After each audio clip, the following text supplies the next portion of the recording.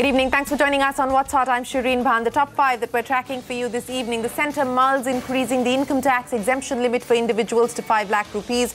May announce the move in the upcoming vote on account. Sources say major indirect tax changes unlikely. That's a CNBC TV18 exclusive. The centre is working on a basic income support scheme for farmers. The centre could outline the same in the vote on account. The scheme may cover farmers with up to 2 hectares of land and marginal farmers with up to 1 hectare of land. The political decision will be taken by the Prime Minister. The government rejects the report that the RBI has raised concerns over a spike in bad loans under the Mudra scheme. Finance Ministry officials say at 3.4% NPA level of PSBs in Mudra loans are within the reasonable limit. Jet Airways promoter Naresh Goyal is likely to step down from the airline's board and may give up majority control as lenders move ahead to finalise the debt rejig plan. Sources say an announcement is expected by this week. CNBC TV18 Newsbreak confirmed CEO of Mitra Jabong, Anant Narayanan, announces his resignation. Amar Nagaram, the Vice President of Consumer Shopping Experience at Flipkart, to succeed.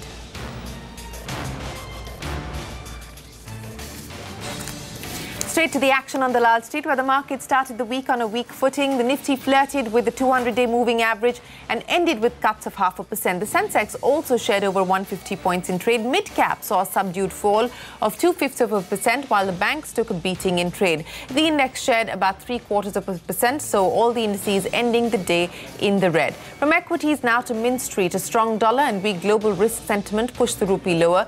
The Indian unit ended at 70.93 against the dollar against Friday's close of 70.49. This is the rupee's lowest level against the dollar since the 17th of December.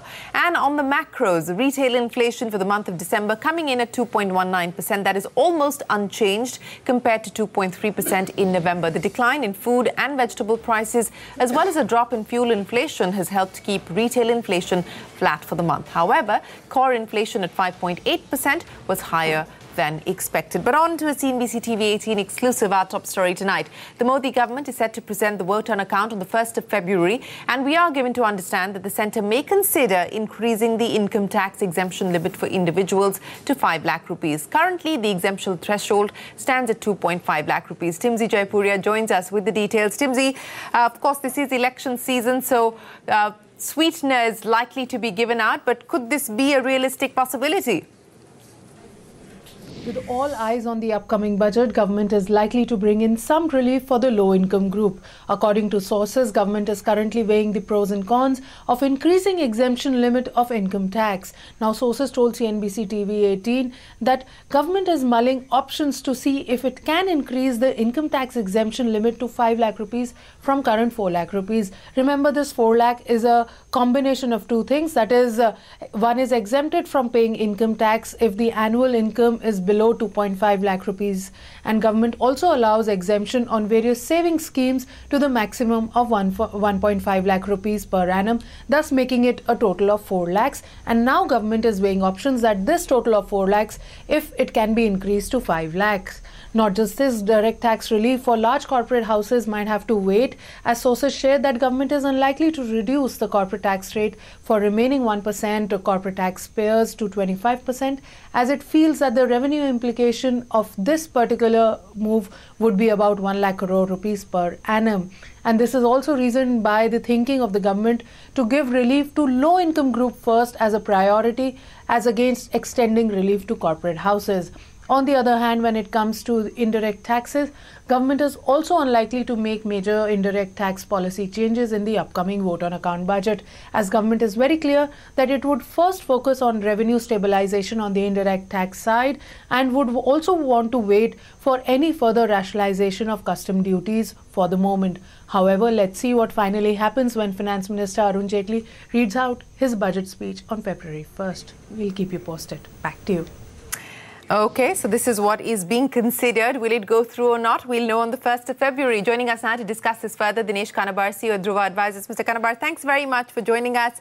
Well, that's source-based information. No final decision has been taken, but this is certainly a consideration. What do you make of it? A couple of things. As was mentioned on your channel, this is a vote on account and not a budget, and therefore, ordinarily speaking, one ought not to see any significant changes happen at all. If at all the government does decide to... These are not ordinary times, sir. The other thing I would say... We've seen constitutional amendments go through in a single day of sitting of parliament, sir.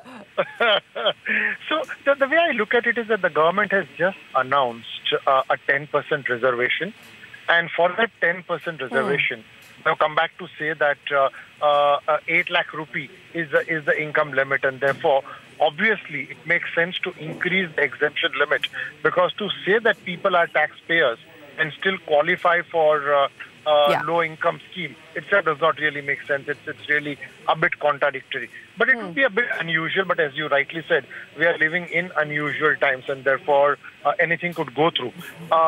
Basically what I am expecting, Shireen, is that in this budget, a lot of policy announcements would be announced on the tax front. And those policy announcements would be on the basis that if this government did get re-elected, what are the likely changes they will bring about? As you know, the government has constituted a new committee for direct taxes code.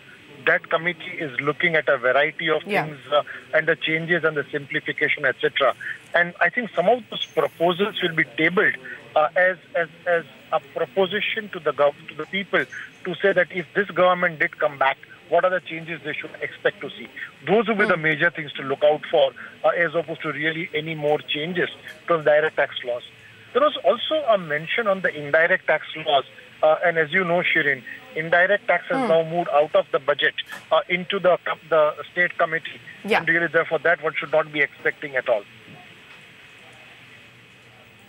No, the aspect that Timsy was talking about was the possibility of any changes in customs, because that was being speculated on, whether we could see any changes or tweaks as far as the customs rates were concerned. But we're given to understand that that may not be likely in the vote on account, or at least it's not a priority at this point in time. But very quickly, since you were talking about policy announcements, the big expectation is whether we could see this direct benefit transfer scheme for the agriculture sector, for farmers specifically, being rolled out. What's the sense within industry?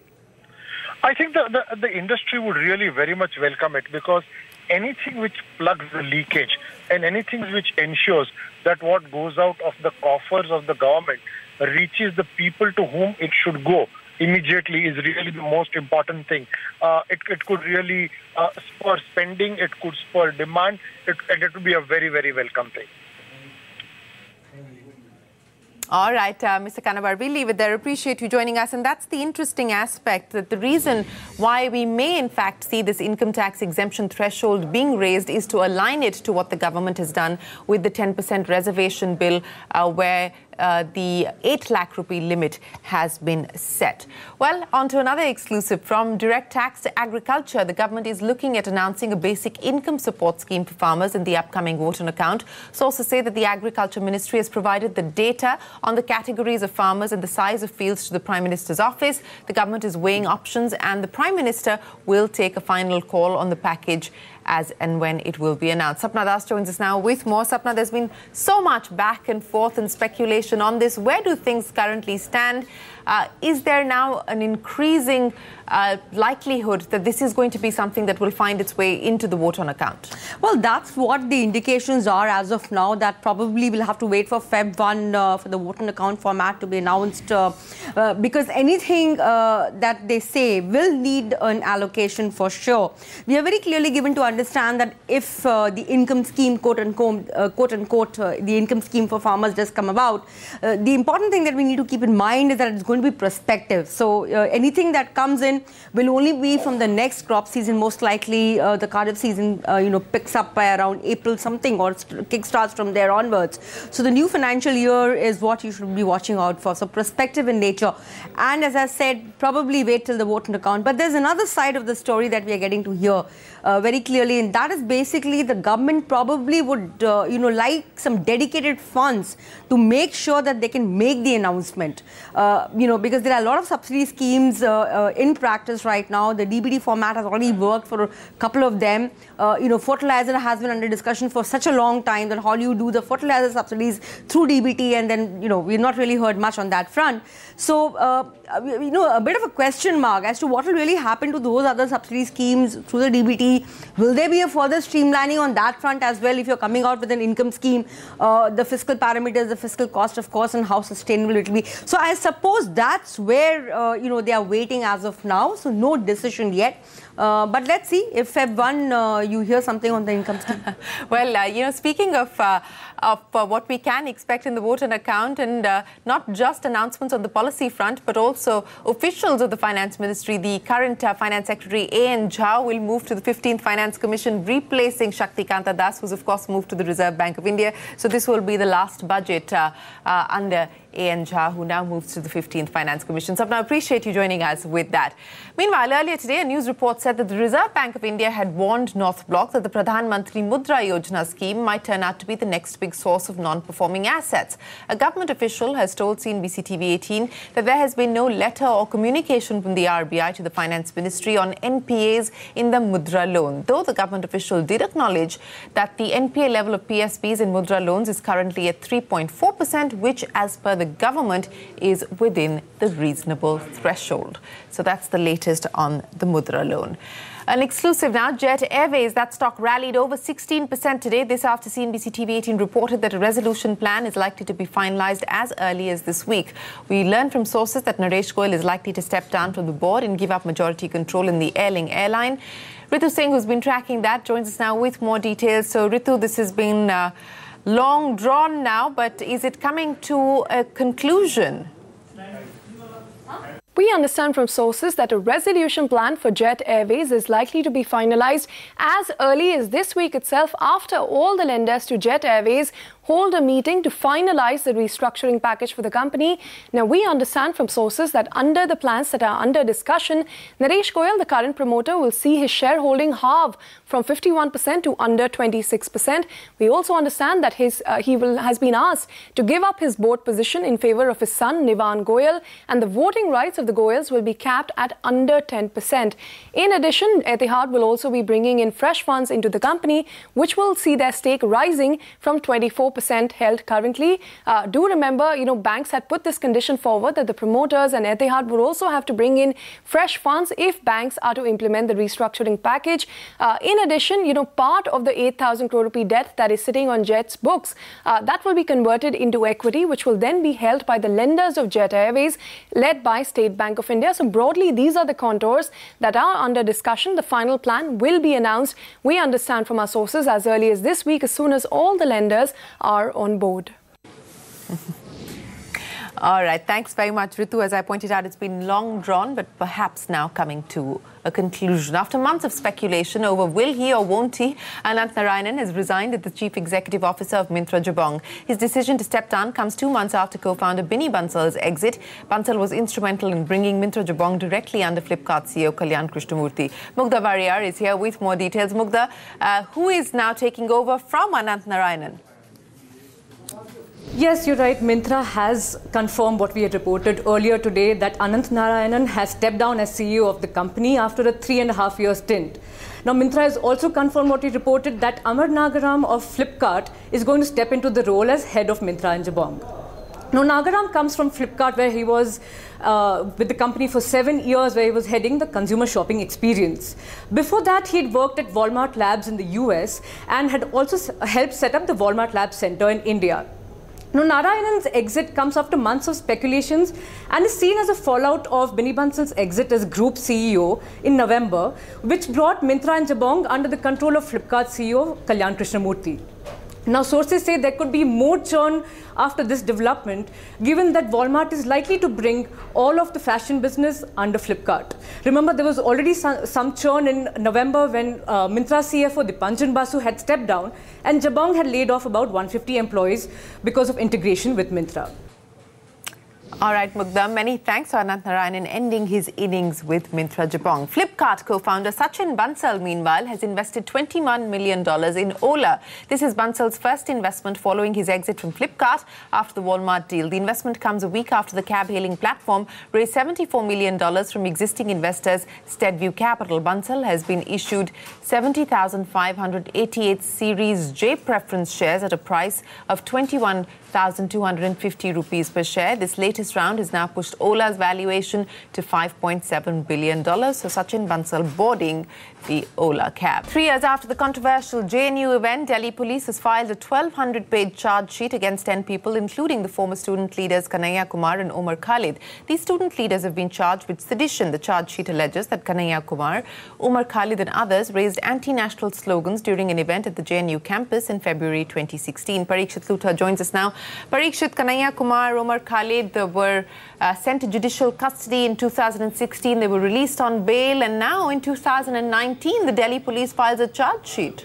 That's right. The charge sheet has been filed under sections of sedition, 124A, voluntarily causing hurt, forgery, rioting and unlawful assembly as well. It's happening after 3 years. This case happened on the 9th of February 2016. The police in its charge sheet has said that it has clear evidence to prove that Kanhaiya Kumar, the then JNU Students' Union president, was leading a group of students shouting anti-India slogans and also inciting other students to do the same. They are basing their entire case on CCTV footage, mobile footage, video footage that they have from the spot from that night. They're saying that the video footage is genuine. They've got it checked. At the same time, the video footage has been corroborated by eyewitness accounts. There were students who were there at the site of the protest. There were security guards as well, and they're corroborating what the video is showing. They are also saying that Kanhaiya Kumar, Anirban and Umar Khalid were inciting other students as well. They had been denied permission for this protest altogether, but despite that, they started fighting. They started arguing. They did not listen to those who were telling them that there is no permission and this event cannot happen. 36 others have been mentioned in the charge sheet in column 12, which essentially means the police has cited their names, but also said that currently there is insufficient evidence and they cannot proceed on trial against these 36 people. But 10 people in total have been mentioned in the charge sheet. 7 others are students from Kashmir. They are residents of Kashmir who are from other universities but were present at the site and were also indulging in sloganeering, according to the police. हमारे मौजूदगी में नारेबाजी लगाई गई, suppose कीजिए, तब भी हमारे ऊपर सेडिशन का मामला नहीं बनता है। सेडिशन के अपने कानून हैं, सेडिशन का अपना तरीका है, सुप्रीम कोर्ट का इसमें रूलिंग है। इत्तेफाक की बात यह है कि मेरा घर भी बेगूसराय है और सुप्रीम कोर्ट ने जो डिसीजन दिया है सेडिशन के मामले में कि सिर्फ बोलना सेडिशन नहीं होता है, उस इंसान का घर भी बेगूसराय ही था। केदारनाथ सिंह के मामले में ये रूलिंग सुप्रीम कोर्ट का है। हम इस टेक्निकल डिटेल में भी नहीं जाना चाहते हैं, सिर्फ एक सिंपल बात कहना चाहते हैं कि इस पूरे के पूरे मामले में जो बेसिक फैक्ट है उस बेसिक फैक्ट को छुपा करके प्रस्तुत किया जाता है और उसके पीछे एक पॉलिटिकल मोटिवेशन है। पॉलिटिकल मोटिवेशन ये है कि इस देश में एक ऐसा माहौल खड़ा किया जाए, एक ऐसी फर्जी बहस खड़ा की जाए जिसमें जनता के असली सवाल गायब हो जाएं। Well, that's Kanhaiya Kumar against the charge sheet filed by the Delhi police today, saying this is political vendetta. An exclusive interaction now left out by SP and BSP. The Congress is now mulling fighting all 80 UP seats on its own. However, the party has kept doors open for a possible alliance. Meanwhile, speaking to News 18 India's Arun Singh in Dubai, Congress President Rahul Gandhi said that Mayawati and Akhilesh Yadav have underestimated his party and have failed to recognize its utility. Take a look. क्या इस महागठबंधन से पहले उन्होंने बात की आपसे, थोड़ा निराशा है या एकदम? वो ना कांग्रेस पार्टी से, ना हमसे, ना हमारे लोगों से बात की। मगर देखिए, मैंने कल बोला, राजनीतिक डिसीजन है, उन्होंने अपना राजनीतिक डिसीजन लिया और हम उनका आदर करते हैं, मायावती जी का आदर करते हैं, अखिलेश यादव जी का, मुलायम सिंह यादव जी का आदर करते हैं। बट अब हमें अपना काम भी करना पड़ेगा। हमें कांग्रेस पार्टी, उत्तर प्रदेश में कांग्रेस पार्टी को चुनाव लड़ना पड़ेगा और दम से लड़ना पड़ेगा। हम पीछे हट के नहीं लड़ेंगे, हम पूरी फोर्स के साथ, पूरे दम के साथ हर सीट में कांग्रेस पार्टी लड़ेगी। और मेरी थिंकिंग है, शायद गलत है, मगर मेरी थिंकिंग है कि मायावती जी ने और मुलायम सिंह यादव जी ने कांग्रेस पार्टी को अंडर एस्टिमेट किया है और कांग्रेस पार्टी की जो यूटिलिटी है उसको उन्होंने पहचाना नहीं। Well, that's Rahul Gandhi on BSP alliance. Remember, Raebareli and Amethi, those are the two seats that the BSP alliance will not fight from. With that, it is time for us to wrap up this edition of What's Hot. Up next, we turn our focus to Dalal Street, where the markets start the week on a weak footing. The Nifty flirted with the 200-day moving average, ending with cuts of 0.5% or so. The Sensex was down over 150 points. Markets today talk back takes the action forward. We'll see you in 30 on India Business Hour.